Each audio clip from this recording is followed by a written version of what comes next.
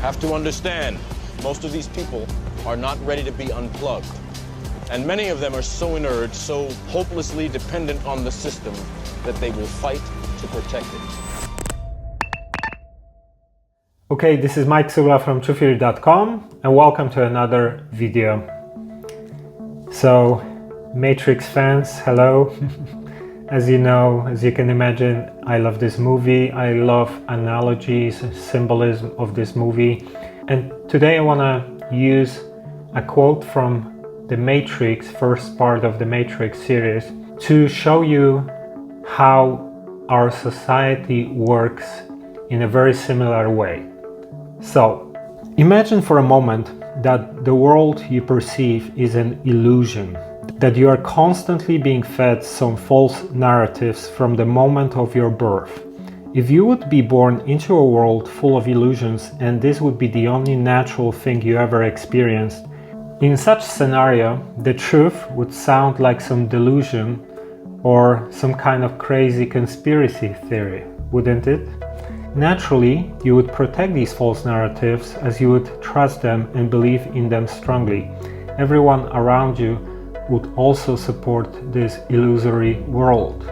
So you are born into this world, and straight away you are given nationality, religion perhaps, race, set of norms, rules, dogmas, belief system, etc. All that is a fictional identity that was invented by humans, perhaps was just repeated from generation to generation without questioning. And many people define themselves from that moment with these fictional identities. Many never question validity of them, just blindly follow these throughout their lives. So let's pick religion as an example. You follow some religious ideology only because you were born into the household that support such belief system.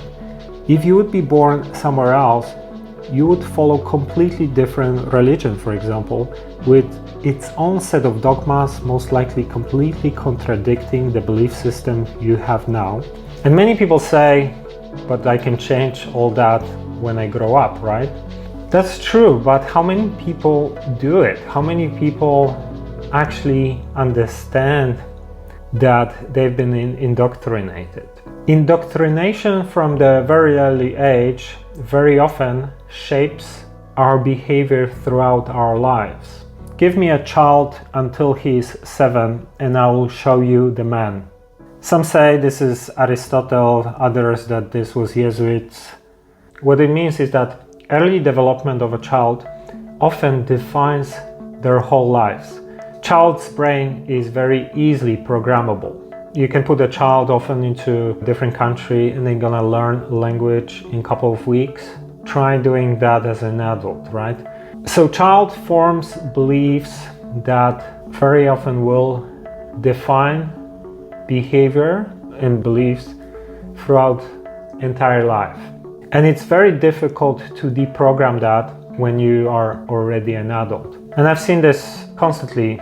So for example, I remember when I would get into debates with some people who are very religious, who were indoctrinated since childhood, and I can give them all sorts of rational arguments that gonna contradict some of their beliefs. And they can be very rational in many other areas in life, but when it gets to religion, nothing's gonna work. This is exactly that, because it's indoctrination since childhood, and it's literally programming person. It's a person becomes very much like a robot. Just very quickly to give you another example, I've done a method a couple of years ago, which was partially hypnosis, because I used to have fear of public speaking and things like that. And what happened, what started appearing when we did the hypnosis, what I've learned from this method was that the reason why I had a fear of public speaking as an adult was because as a child, I was being ridiculed in front of others. I had, these memories started appearing in my mind where I would be laughed at, as a child and things like that. And this subconsciously created a fear of being judged and, appearing in front of others, which stayed with me throughout my life until I fixed that, obviously. But this is a perfect example how we are being shaped, especially in the first couple of years of our lives. And whatever the programs are, whether it's religion, whether it's like parents, teachers, this very often will define how the person will act as an adult. Birds born in a cage think flying is an illness. We are living in a world where all resources are available to sustain us. And yet at the same time, we have millions of people dying out of hunger on one side of the world and millions of people dying out of overconsumption or obesity on the other side of the world. A handful of people have more resources available than bottom billions of people, right? And you know, an average person has to work tirelessly throughout their lives to be able to afford a small apartment very often, you know. And then, you know, depending on the region, country and everything, but when the best years of your life are gone, working most of the time, then you can retire with some basic pension that makes it hard for you to afford, you know, anything. And people think this is totally okay. This is freedom. You know, to me, this is exactly that. This is a slavery where people don't see it as slavery. They don't even understand that they're slaves. Let's pick another example. Education system, especially UK, US, where higher education is paid. You know, you are becoming an adult and boom, you can take a massive loan, tens of thousands of dollars, which might take you decades to repay. So you start your adult life with a massive debt. So you can get some kind of certificate which not gonna guarantee you anything at all, because these days almost everyone can get them. But without them, your life's gonna be harder, because it's gonna be even harder to get a job. So everyone is forced to do it, or most people, just to be accepted and not be on the bottom, and it doesn't even guarantee you anything at all. This is freedom, right? You know, some time ago, I was in London and I was at a friend's place, and his friend came over. And this guy, he's a Chinese-born citizen who basically grew up in China, but at the age of 14 moved to London and was in his late 30s already, having like some well-paid job, you know, working as a manager in a Chinese bank in London. So kind of westernized, let's say, guy who grew up in China. Very intelligent, you know, and I was like having conversation with him. And you know, when I research some of the things about China, and I hear about things like social credit system, where you are being basically judged if you are a good citizen or a bad citizen, and millions of people who are bad citizens can't travel, or their kids can't go to better school, or they have to wait for basic healthcare longer, or you know, that the internet there is censored, that they get access to some kind of version of the web that is very much censored, so they keep constantly in a propaganda loop, or that people who criticize government's actions or human rights abuses are treated like criminals or whatever. When I listen to all that and I research that, I think, wow, sounds like a perfect society, you know, perfect control of population. You know, I thought this guy, obviously, you know, he's already living in London for most of his life. He understands these things. I thought he gonna agree, you know, that this is just slavery, and it's and the funny thing was, he was like protecting it. He was saying, no, this is really good, you know, it makes us safe. Yeah, it makes you safe. Bit by bit, your rights are being stripped away. You can do less and less and less. You are completely dependent on the hand that feeds you, and if you're gonna criticize it, you're gonna get punished. You know about the boiling frog analogy, right? Where basically you put the frog into a hot water and you heat it up more and more and more, and the frog can't really feel, because it's gradual, right? The temperature rises gradually. The frog can't really feel that the water is getting hotter and hotter, and finally it's dead because the water is boiling already. So this is exactly that, you know? It's like, it might seem okay because it's gradual. Oh, we're gonna change a little bit here, we're gonna change that law, we're gonna prevent you from doing this. But a few years later, you wake up with a microchip in your head and you're constantly monitored, and you know, you have no rights. So this is where it's heading. This is the thing. And a lot of these people think it's for their own safety. It's for their, you know, so they can be free. Okay, let me read you this guy. I found his comment really funny, and I think it fits into the theme of this video. So let me read you the comment under one of my videos. Hi, I was outside in the local park with my daughter the other day. War-free, disease-free, the sun was shining, and we ate ice cream while watching the squirrels run up and down the trees. It was such a lovely moment, and I feel the world is full of these moments on most days. Kudos to the human lizard overlords that provide this to us. They are doing such a great job at making life so pleasant and easy for us all. It must be really exhausting being a full-time conspiracy theorist, constantly living with the paranoia that everyone is out to get you. There are loads of great doctors out there that can help with mental illness. Go look it up. Yeah, so it's kind of funny, you know, because people like that think that someone like me, who is trying to raise awareness about these things, is you know, is paranoid maybe.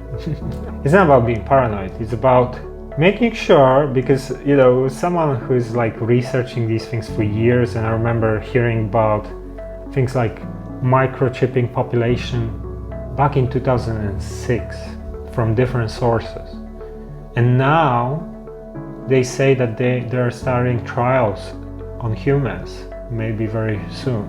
You know, George Orwell was talking about what's happening now decades ago, long before. This was a plan long before. This is not by accident. So we, people who really investigate this stuff, who understand how these things work very well, try to warn others. So, you know, you have planet to live on, so you don't become a little slave. So you have future, so we can have some kind of peace. And these people who, you know, think they're free because they have 1 hour a day of freedom, when every other time they work like slaves and, you know, come back in the evenings exhausted, can have their ice cream for 1 hour before they go to sleep, and the cycle repeats. They think they're free, and they think someone like me is paranoid and is just, you know, making their freedom harder. So imagine that you are a chicken on the farm, and you are born and raised on the farm, and you don't know anything else than that. And all your friends are same as you, they are born on the farm, and they don't know anything else than that. You would think this is freedom. Every day the farmer comes and gives us free food. Wonderful. I can move 5 meters one way, 5 meters the other way. This is my freedom. All I have to do is to give my eggs to the farmer, pay taxes. I'm free. I get free food every day. So this is how this guy thinks, basically. This is your freedom. Because you don't even have point of reference. You don't have anything to compare it to, because you were born thinking that, you know, working your ass off throughout your life, most of your awake time, having 2 weeks of holidays every year is freedom. Where, you know, everything is available on this planet another thing, you know, I sometimes get attacked when I post some controversial things that question the narratives. Oh, I get attacked, I'm spreading conspiracy theories, or I'm making money out of it, that's why I do it, or whatever. Trust me, we don't do these types of things for money. People do it because they really understand a little bit more than these, you know, brainwashed people, and they want to wake them up, you know. They want to help them. And I could be doing anything else, you know, instead of running a website that gets censored, demonetized, shadow banned, you know, constantly in some trouble because of that. I could run a website which publishes, I don't know, some kind of viral entertainment news. 100 times easier, 100 times more money. No one is attacking you, no one is saying anything. Just feed stupidity farther, right? Why not? Why not? Why not just be like everyone else? But many of us decide to take different paths, and which are way harder. I've been demonetized, censored many times, lost like massive pages with tens of thousands of followers, even hundreds of thousands before.